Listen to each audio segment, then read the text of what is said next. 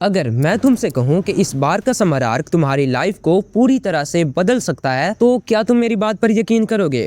आज की वीडियो कोई नॉर्मल यूट्यूब वीडियो नहीं होने वाली, क्योंकि इस वीडियो में मैंने वो सब बताया है जिसने ना सिर्फ मेरी बल्कि काफी सारे लोगों की लाइफ को चेंज किया है। और अब बारी तुम्हारी है। इस बार के समर आर्क में तुम्हें भी कुछ बड़ा करना है, कुछ ऐसा जिसके लिए तुम पिछले कई सालों से स्ट्रगल करते आ रहे हो। इस वीडियो के एंड तक तुम्हें सब कुछ क्लियर हो जाएगा। इस समर आर्क में तुम्हें क्या करना है, कौन कौन सी मिस्टेक्स हैं जो तुमने बिल्कुल भी नहीं करनी, और वो कौन से 6 रूल्स हैं जो अगर तुम अपनी डेली रूटीन में ऐड करते हो तो तुम्हारी लाइफ पहले ही दिन से चेंज होना स्टार्ट कर देगी। सब कुछ इस वीडियो में बताऊंगा। तो अगर तुम मेरे इस चैलेंज का पार्ट बनना चाहते हो तो कमेंट में लिखो चैलेंज एक्सेप्टेड और रेडी हो जाओ खुद को ट्रांसफॉर्म करने के लिए। अब इससे पहले कि मैं तुम्हें वो 6 रूल रूटीन बताऊं, पहले ये जान लो कि वो कौन सी 3 मिस्टेक्स हैं जो हर साल तुम्हें फेलियर तक ले जाती हैं। सबसे पहली मिस्टेक है दी डोपामिन प्लानिंग। देखो, ये मिस्टेक तो हम सभी लोग करते हैं। जब तुम समर आर्क से पहले एक लंबा चौड़ा टाइम टेबल बनाते हो ना कि सुबह 5 बजे उठूंगा, 2 घंटे जिम जाऊंगा, 4 घंटे पढ़ाई करूंगा, तो उस वक्त तुम्हारे दिमाग में डोपामिन का एक बहुत बड़ा स्पाइक आता है। तुम्हें लगता है कि तुमने प्लानिंग कर ली तो मतलब आधा काम तो हो गया। तुम्हारा दिमाग उस फ्यूचर सेल्फ की इमेज से ही इतना खुश हो जाता है कि जब काम करने की बारी आती है तो तुम्हारी सारी भूख ही खत्म हो जाती है। ये वही फीलिंग है कि जब तुम जिम की सब्सक्रिप्शन लेकर समझते हो कि बॉडी बन गई, लेकिन सच तो ये है कि जितनी बड़ी तुम्हारी प्लानिंग होगी उतना ही जल्दी तुम गिव अप करोगे। दूसरी गलती ये है कि तुम एक ही दिन में अपना पूरा लाइफस्टाइल बदलने की कोशिश करते हो। जो लड़का रात को 3 बजे तक स्क्रोलिंग करता है वो अचानक से मॉन्क मोड में जाना चाहता है। तुम्हारा दिमाग इस सडन चेंज को एक थ्रेट समझता है। साइकोलॉजी में इसे होमियोस्टेसिस कहते हैं। तुम्हारा सिस्टम वापस अपनी पुरानी हालत में जाने के लिए तड़पने लगता है। और फिर तीसरे दिन जब तुम थक कर एक बार मोबाइल उठाते हो तो तुम्हारा दिमाग कहता है कि भाई छोड़ ना, तुम्हारे बस की बात नहीं है, और फिर तुम अपना पूरा प्लान कचरे में डाल देते हो। ये छोटी सी क्विट करने की आदत बाद में तुम्हारी पर्सनैलिटी बन जाती है। अब आखिरी मिस्टेक जिस पर बहुत कम लोग ध्यान देते हैं। तुम बाहर से तो ऐसा नहीं कहते, लेकिन तुम्हारे सबकॉन्शियस में ये बात बैठ चुकी है कि जब तक लोग तुम्हें वैलिडेट नहीं करेंगे तब तक तुम्हें अपनी ग्रोथ नहीं दिखेगी। तुम असल ग्रोथ को छोड़कर इमेज बिल्डिंग में लग जाते हो। इससे होता यह है कि तुम्हारा फोकस अपने अंदर को चेंज करने से हटकर बाहर की वैलिडेशन पर चला जाता है, और जब लोग नोटिस नहीं करते तो तुम्हारी मोटिवेशन मिट्टी में मिल जाती है। अब तुम मुझसे पूछोगे कि भाई ये सब तो तुम कह रहे हो, लेकिन अब ये तो बताओ कि हम करें क्या? हमारा दिमाग हमें परमिशन ही नहीं देता। हम उठना तो चाहते हैं मगर नींद नहीं खुलती। हम पढ़ना तो चाहते हैं मगर फोकस ही नहीं होता। हम बॉडी बनाना चाहते हैं लेकिन वर्कआउट ही नहीं होता। तो अब ध्यान से सुनो, क्योंकि अब मैं तुम्हारी इस बीमारी का क्योर बताने लगा हूँ। इस समर आर्क में तुम्हें अपनी एडिक्शंस को खत्म करना है, राइट? तो उसके लिए ये बात समझ लो, तुम चाहे जितनी भी अच्छी रूटीन्स बना लो, अगर तुम्हारे दिमाग में वो भूख बाकी है तो तुम कभी कामयाब नहीं हो पाओगे। इस समर आर्क में तुमने अपनी एडिक्शंस पर ध्यान नहीं देना। तुमने अपने दिमाग की उस भूख को खत्म करना है जो दिन ब दिन बढ़ती जा रही है। जब तुम मोबाइल चलाते हो या किसी एडिक्शन में पड़ते हो तो तुम्हारे न्यूरॉन्स एक नया रास्ता बना लेते हैं। जितनी बार तुम वो काम करते हो वो रास्ता उतना ही पक्का होता जाता है। तुम्हारा दिमाग उस वक्त एक भूखे जानवर की तरह होता है जिसे सिर्फ सुकून चाहिए। लेकिन यहाँ पर तुम एक गलती करते हो। तुम सोचते हो कि चलो कल से तो नहीं करूंगा, लेकिन आज की आग तो बुझा लूं ताकि कल दोबारा इसका ख्याल ना आए। और यही तुम्हारे दिमाग की सबसे बड़ी चाल है। जब तुम ये कहते हो ना कि आखिरी बार, तो तुम्हारा दिमाग खुश हो जाता है क्योंकि तुमने उसे वही मजा दे दिया जो वो मांग रहा था। इसके बाद तुम्हारा दिमाग शांत नहीं होता बल्कि वो तैयारी करता है अगले दिन पहले से ज्यादा अर्ज क्रिएट करने की। इन सिंपल वर्ड्स तुम्हारा डोपामिन बेसलाइन मजीद ऊपर चला जाता है और अगले ही दिन तुम्हारे लिए खुद को रोकना ऑलमोस्ट इम्पॉसिबल हो जाता है। तो अभी समर आर्क को स्टार्ट करने के लिए तुम्हें सिर्फ एक काम करना है। जब तुम्हें वो अर्ज महसूस हो ना कि जब दिमाग कहे कि बस एक बार मोबाइल देख लो, तो उस वक्त तुमने अपने दिमाग को ये नहीं कहना कि मैं नहीं करूंगा। तुमने कहना है कि ठीक है मैं करूंगा, लेकिन सिर्फ 15 मिनट बाद। अब इन 15 मिनट तुमने सिर्फ खुद को ऑब्जर्व करना है। तुम देखोगे कि वो जो आग तुम्हारे जिस्म में उबल रही थी वो अचानक से ठंडी होने लगी है। फीलिंग्स टेम्पररी होती है मेरे भाई। अगर तुमने उन 15 मिनट की बैटल जीत ली तो वो एडिक्शन तो खत्म होगी ही, साथ में तुम्हारा इंटरेस्ट बाकी सभी एडिक्शन से भी खत्म हो जाएगा। इन शॉर्ट वर्ड्स तुम एक तीर से 10 शिकार करोगे।